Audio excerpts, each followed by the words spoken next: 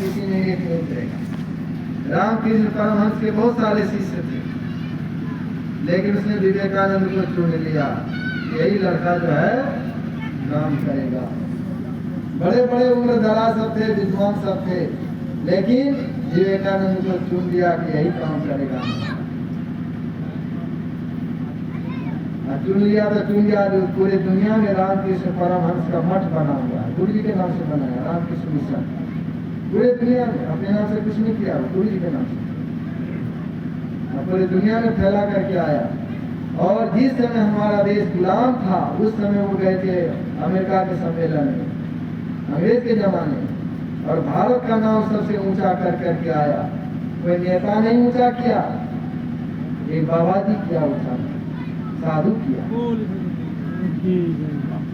और जब उन्होंने कहा तो वहाँ के लोगों ने कहा कि भारत देश को जिसको गुलाम मानते हैं, वहाँ तो विद्वानों का खान है, वहाँ तो गुरुओं का खान है, हम लोग पहचान नहीं सकते। अरे यदि हीरा मट्टी में लिपटाया हुआ है तो मट्टी थोड़े है, वो ऊपर से मिट्टी है।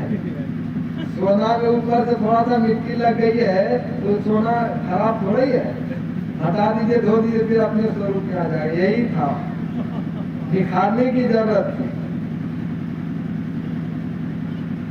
तो वो सेठ जी किसी चेला की बात नहीं सुना, वो गया अपने घर में, बस वही सदगुरु कबीर साहब के वचनों को ही उन्होंने माना कि जो है इसी में करेंगे।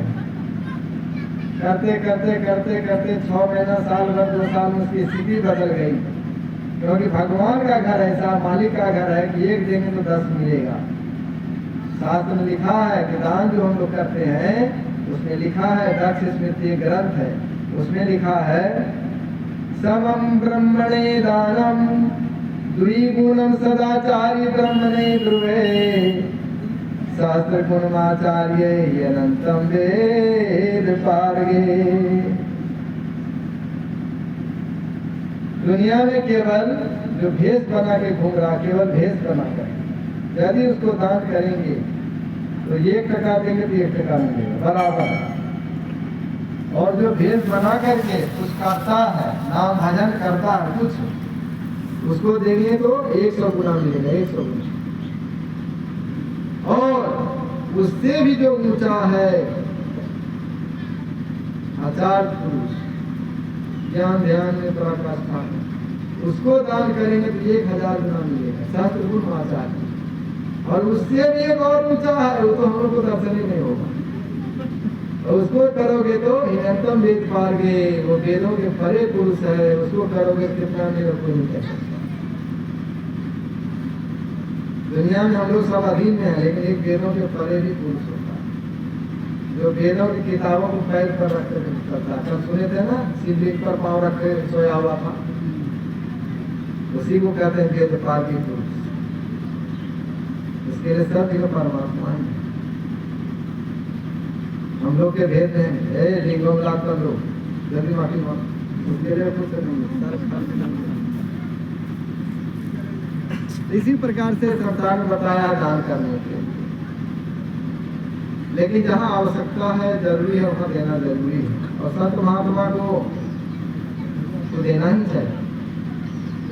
नहीं मिला कोई तो चिड़िया चुनमुन को खिलाइए, लेकिन कोई नहीं मिला तो चिड़िया चुनमुन को भगवान देना जो उसको खिला दीजिए। वो आपका अपना नहीं, उसको आवश्यकता है, भोजन भूख है उसको, लेकिन वो खा करके ना निंदा करेगा आपकी, ना प्रशंसा करेगा, एकदम निरपेक्ष है। खाया भागा, जैसे बच्चा खाया भागा, कुछ नहीं बोला, ऐसे चल गया।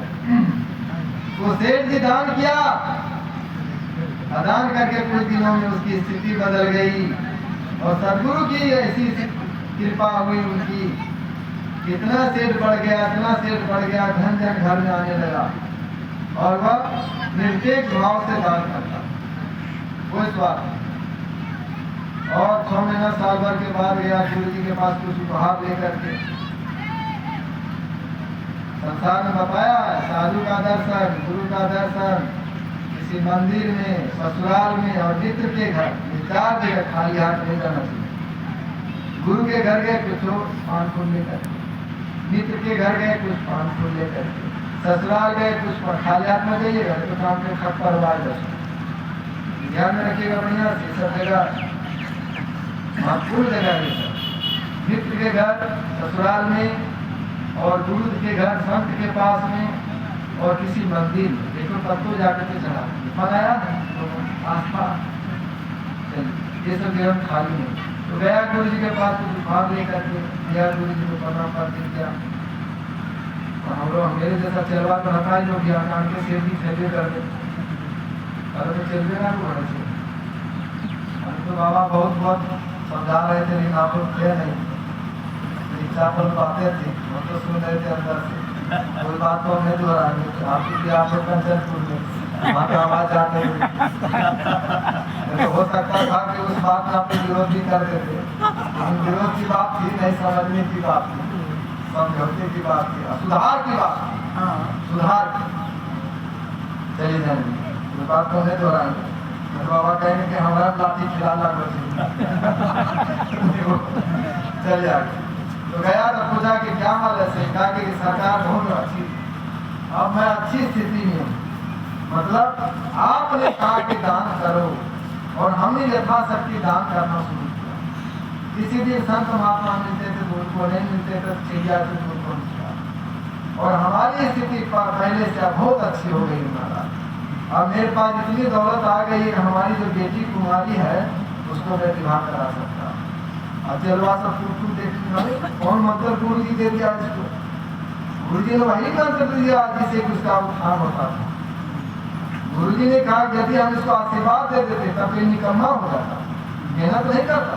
आत्मा किसने दिया, भगवान ने मेहनत करनी थी, मेहनत कर हाथे गोरे करो काम, नहीं बोलो हरि नाम, हाथ पर किसने दिया, काम करने के लिए।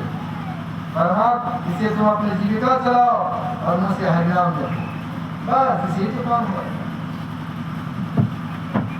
तो जब ये स्थिति गड़बड़ है तब यही करे, नाम भजन करे और दान करे, यथाशक्ति संत महात्मा आ गए उनकी सेवा करें जो हमारे पास है, निमके रोटी निमके रोटी। कल बाबा कहानी सुना रहे थे, कल रात में सब सुना रहे बुढ़वन्या वाला, वो राजा है विक्रमादित्य नाम है उनकी कहानी, उनके मन में प्रश्न पैदा हुआ तो आप सुनेंगे। तो उन्होंने दान किया तो पिछले जन्म में राजा बन गया, उसकी पत्नी ने साधु को से छिपाया खिलाने के लिए नहीं।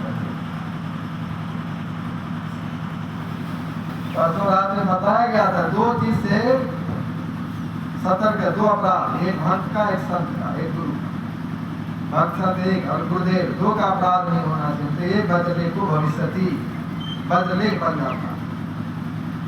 तो वर्तमान जीवन में सत्संग करें, भजन करें, यथाशक्ति जो है हमारे पास उसी में करें, कोई जरूरत नहीं। हमारे सामने 5 सामर्थ्य 5 साधु को बुलाएं, 5 भक्त को बुला के भोजन करा काम करना। ये दिमाग में नहीं रखे फलना क्या कहेगा वो क्या कहेगा, ये दिमाग में मत रखिए, नहीं तो जीवन में आपका उत्थान नहीं होगा। फलना में नहीं बोलेंगे बाबा की सामर्थ है नहीं, कभी दिमाग क्यों सुन रहे। गुरुदेव की बात सुनिए, जाते थे अकेले तो की सामर्थ्य, भक्ति कराना है ना हमको, भक्ति करानी है, भक्ति इसकी भक्ति बने ये भाव से करें। अब उनको क्या दिया आप वो भी नहीं देखते थे, नहीं दिए वो भी नहीं देखते थे। आज समय तो दूसरा हो गया है, बदल गया है। आजकल तो भैया हम ही बदल गए हैं।